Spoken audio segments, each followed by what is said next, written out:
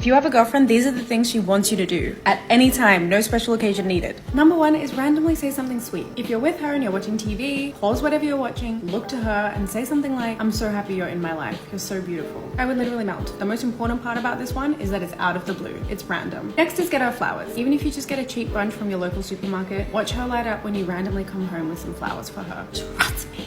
No. You know, the more I watch these list videos of women demanding flowers and sweet nothings, I've come to the point where I must ask a question. Why? Why should a man be doing any of this?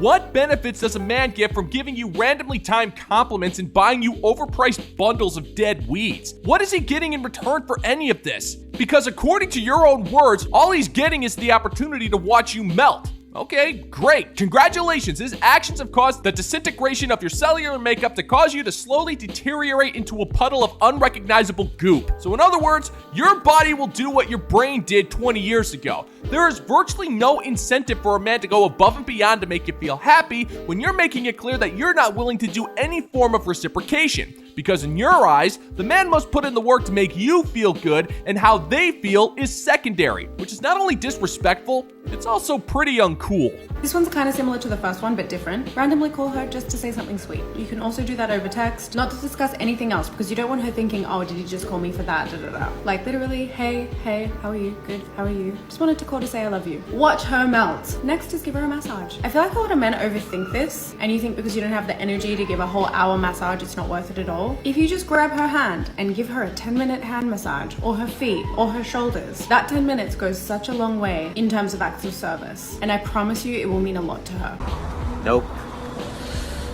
That would be a waste of time.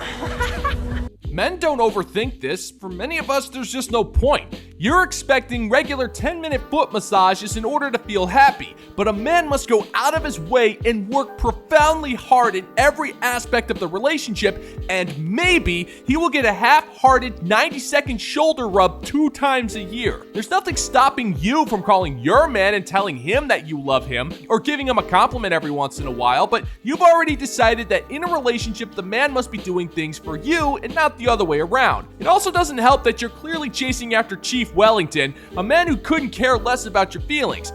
And on a different note, if you're feeling the need to instruct men on how to be treated, you're just assuming all of us are incompetent morons who don't know how to respect women. And I don't think you realize how insulting that position truly is. And that assumption has drastic consequences, typically ending in us not giving a crap anymore.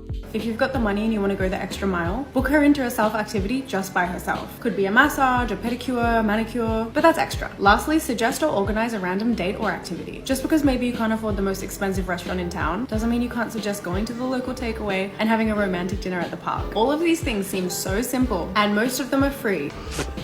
No, and I don't care. So if we're following the Orson Welles rule for listening, you will save the most significant things for last, so that way they're the most memorable. And what were the last 2 things? Book you a pedicure and a massage by yourself, and buy you food and eat it at the park. 2 things that are the exact opposite of free. And if we add flowers into the mix as well, that means half of your so-called things to make you melt requires the expenditure of money.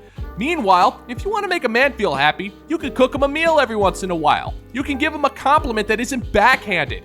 Let him have some alone time to play some video games or to work out.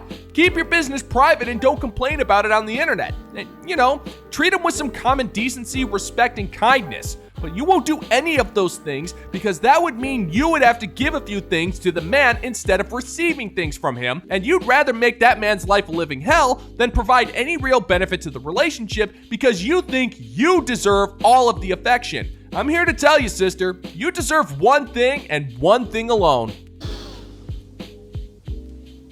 Nothing! Absolutely nothing! Stupid! You're so stupid! All right, I'm gonna get straight to this. I want a partner. I want to find a husband. I want to find a partner. I am ready. I've prayed on it, and I've done all the work, all the self-growth. I have invested in myself to become the best woman, the best version, the best partner, the best future wife. And the problem now is Where are those men?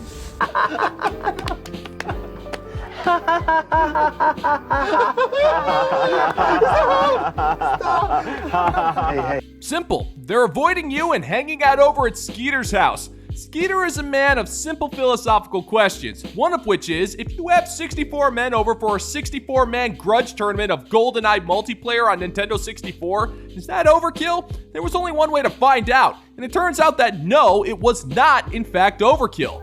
Now, GoldenEye is a game of gentlemen and kings, and certain rules must be followed. That includes no big head mode, no spying on other players' split screens, and no odd job. Other than that, it's fair game. And these are good men who believe in the sanctity of brotherhood and honor. Men from all sorts of different backgrounds of faith. Some are religious, others agnostic, and some are atheists. We each respect each other's views, but we all agree on one thing. However you define your higher power, one thing is certain. That higher power is not Amazon Prime. You can ask all you like, but sometimes the answer is just a plain no.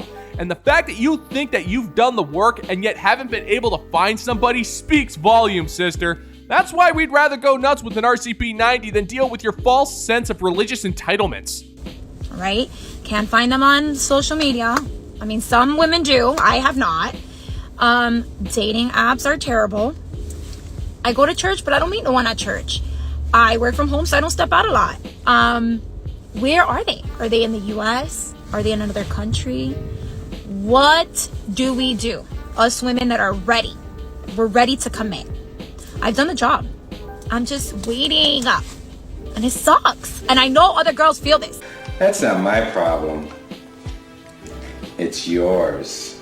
You know, this woman reminds me of that old joke about the man who refused to leave his house in the middle of a flood because he thought his faith would see him through. The floodwaters reach his porch and a small raft shows up to take him to safety. He refuses because his faith will protect him. The floodwaters reach his roof and a bigger boat comes to bring him to safety. Yet he still refuses, knowing that his faith will be enough to keep him safe. And when the floodwaters reach the chimney and he's grasping on for dear life, a helicopter appears with a rope ladder, and yet he still refuses, clinging on to the hope that his faith will be enough to keep him alive.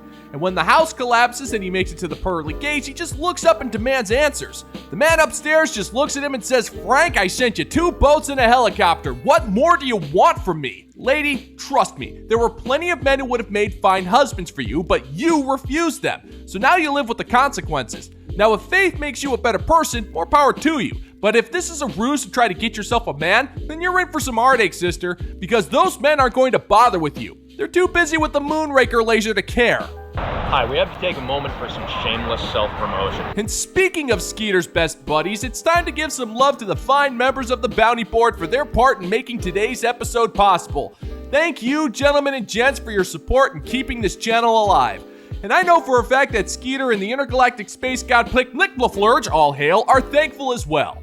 All hail! And if you're interested in supporting the channel, then check out the Bounty Board over on Patreon, where $5 a month gets you a ton of extras, including access to some exclusive content. It's a great way to support the channel at a low price. The link is in the pinned comment down below. I'm looking for a man who likes gingers. 5'3", 5'4", 5'5", 5'6", 6'3", 6'2", 6'1". Brown eyes, blue eyes, good job, big feet. Good job, big feet.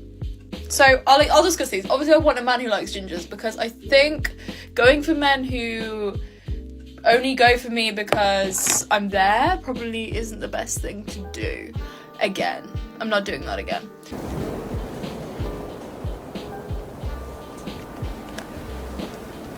Nice try. Okay, so go find one. You're acting like those men are rare, but they're really not. There are plenty of short kings out there who make good money. Just put yourself out there and find one. We all know you won't, though, because this is just what you want people to think. You want Chadnam P.I. and his epic mustache, and nothing else will suffice. We all know this, and we all accept it. It's your preference, and you're more than welcome to have them. But what we won't do is sit by while you openly try to lie to the men out there. And that's not cool. You're semi-good looking enough that getting a dude shouldn't be an issue. But the more we hear you talk, the more we know how full of horse hockey you really are. And trust me, sister, you really can't hide it. The smell is too pungent. And blue eyes, I'll take. Brown eyes, I'll take. Black eyes, I'll take. Likes gingers, obviously. That's obvious. I'm ginger. Come on now. Good job. Relatively important. Not really important, but it's important. I want to be treated like a princess, so you gotta have something going for you. And that's it. That's it. That's what I'm looking for. Okay? Congratulations! Woman, tell me you're fishing for comments without telling me you're fishing for comments. That's all this is, so you might as well just be honest about it. You're not looking for a man who'd be into you for being a ginger, because I know this is hard to believe, but hate towards gingers has dramatically decreased in the last few years by at least 2.7%, and that exceeded projections by a minimum of 68%. And if you need proof, just take a look at all of the government bureaucratic offices that are issuing driver's license and identification cards to gingers. I'm telling you, they weren't doing that a few years ago. Restaurants all over the country are allowing gingers to sit at tables just so long as they're a minimum of 80 feet away from the normals. Get this, there's even a few religious sects out there that have almost declared gingers are allowed to possess souls. And if we wait a couple more decades, I'm fairly certain there'll be 1 or 2 more votes that turn the other way. And gingers like Derek O'Shea are even allowed to have political commentary shows without being charged the mandatory ginger tax of $87.23 plus tip. So quit your complaining, because the future is bright for you and your sticky kind. But you might just want to stay away from all that brightness. It might burn you.